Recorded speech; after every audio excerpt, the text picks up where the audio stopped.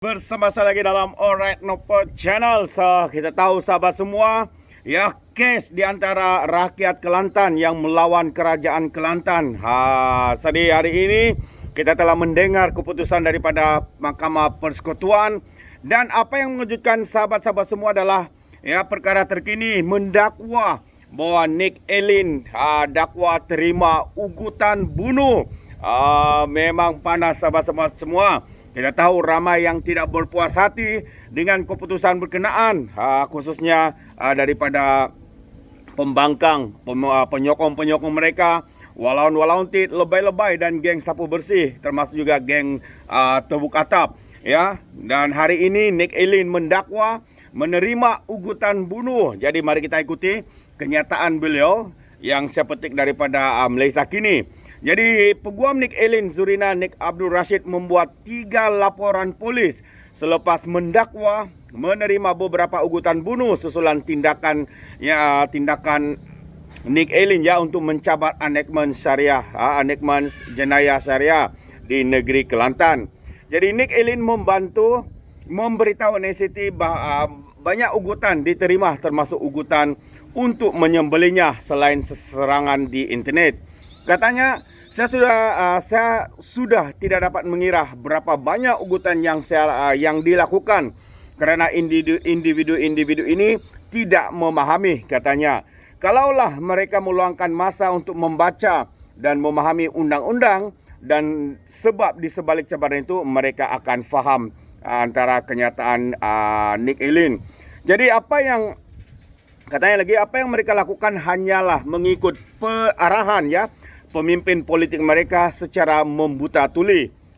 Tambahnya lagi. Jadi Nick Elin berkata Islam adalah agama yang menganjurkan keamanan.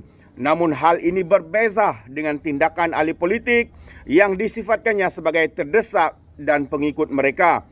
Tambahnya lagi, ada juga cubaan untuk mengheret Anwar Ibrahim dalam isu itu, walaupun ia tidak ada kena mengenah dengan Perdana Menteri ataupun mana-mana parti politik.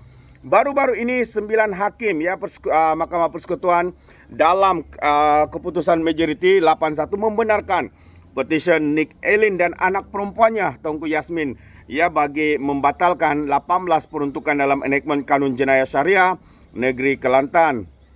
Mahkamah memutuskan Badan Perundangan Kelantan bertindak melebihi kuasa yang ada dengan menggubal enactment yang bercanggah dengan jadual ke-9 Perlembagaan Persekutuan. Namun mahkamah hanya membenarkan 16 daripada 18 peruntukan tersebut. Nick Elin dan Tengku berkata mereka tidak menyerang sistem perundangan syariah seperti yang ditegaskan banyak pihak selepas keputusan mahkamah tertinggi bahwa 16 dalam enactment jenayah Kelantan itu bercanggah dengan perlembagaan. Perkara penting yang perlu kita nyatakan ialah enactment jenayah syariah yang dicabar adalah takzir, undang-undang ciptaan manusia.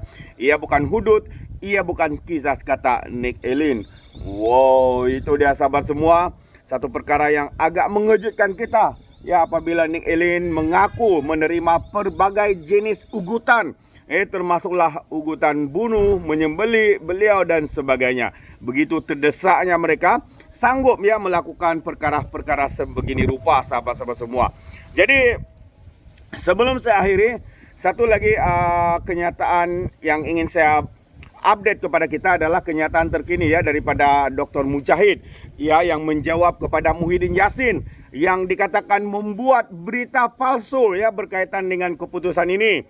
Jadi kalau kita lihat di Malaysia Kini, perlakuan tetap salah, undang-undang persekutuan ada. Itu antara jawapan daripada timbalan Presiden Parti Amanah YB Mujahid Yusof menyangkal kenyataan pengurus CPN Muhyiddin Yassin bahwa sejumlah perbuatan yang bertentangan dengan Islam tidak lagi menjadi kesalahan di Kelantan susulan pembatalan 16 peruntukan dalam enactment jenayah syariah negeri itu. Jadi bekas menteri. Jadi bekas menteri di Jabatan Perdana Menteri dan Hal Ehwal Agama itu berkata, ini karena undang-undang bagi menangani kesalahan berkenaan sudah ada di peringkat persekutuan. Benar juga. Kalau Muhyiddin mengatakan tidak ada undang-undang lagi, itu satu kenyataan yang boleh dianggap seperti kenyataan daripada Dr. Mujahid ini itu adalah menyebarkan berita palsu mengelirukan orang dan juga menghasut. Jadi soalnya apakah undang-undang itu terus hilang? Jawapannya undang-undang itu sudah ada, tapi di peringkat persekutuan. Orang Islam di Kelantan jika didapati bersalah boleh dihukum kerana mereka juga tertakluk kepada perlembagaan persekutuan. Jadi apabila undang-undang dalam enactment itu terbatal, itu tandanya ia sudah wujud di peringkat persekutuan.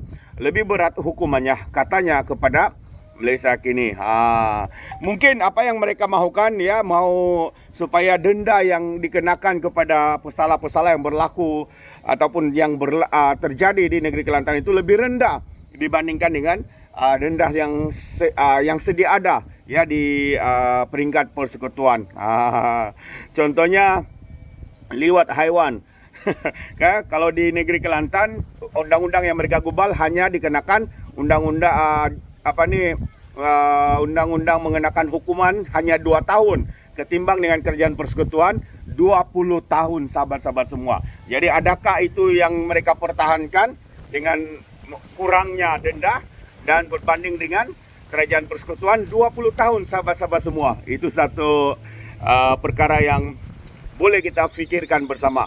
Jadi katanya dalam hantaran di Facebook kemarin, Muhyiddin mendakwa keputusan Mahkamah Persekutuan bermakna perbuatan yang bertentangan dengan hukum Islam seperti menawarkan perkhidmatan maksiat, berkawat, sumbang haram dan minum arak tidak lagi menjadi satu kesalahan bagi umat Islam di negeri Kelantan. Itu antara kenyataan Muhyiddin yang sebenarnya, ya, perkara ini tidak berlaku seperti mana dikatakan oleh Dr. Mujahid.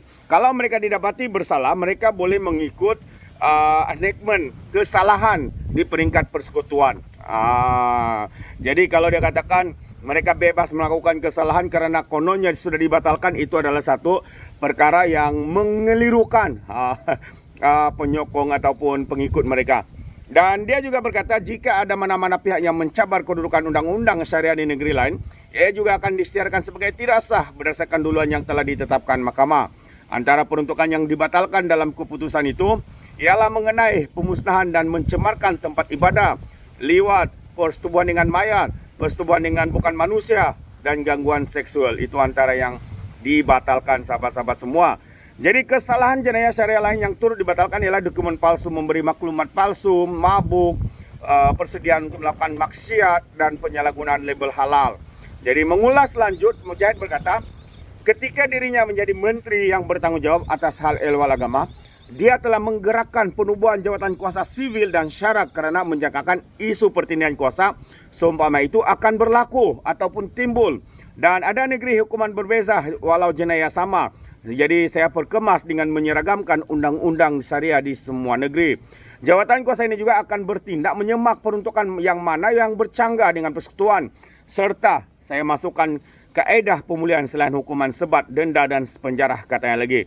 Bagaimanapun, YB Mujahid sewaktu wawancara bersama dengan Malaysia Kini pada Disember lalu berkata, usaha menyelaraskan peruntukan undang-undang bagi semua negeri tergendala apabila kerajaan PH pimpinan Mahathir pada ketika itu tumbang kerana langkah syaitan.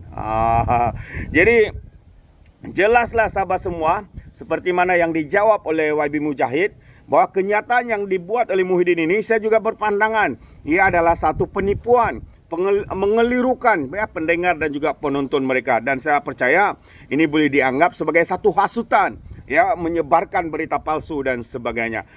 Itu pandangan saya, sahabat semua. Jadi bagaimana dengan Anda? Adakah Anda setuju atau tidak? Anda boleh berikan komen di dalam ruangan komen. Jadi terima kasih, sampai di sini saja. Izinkan saya untuk mengundurkan diri. Dan seperti biasa, peribahasa mengatakan, tapapun kangkap, 2 tahun keinginan. Dalam bahasa Melayunya, tepuk dadah, tanya selera. Sekian saja daripada Alright Dapat Channel, dan kita berjumpa lagi. Bye-bye.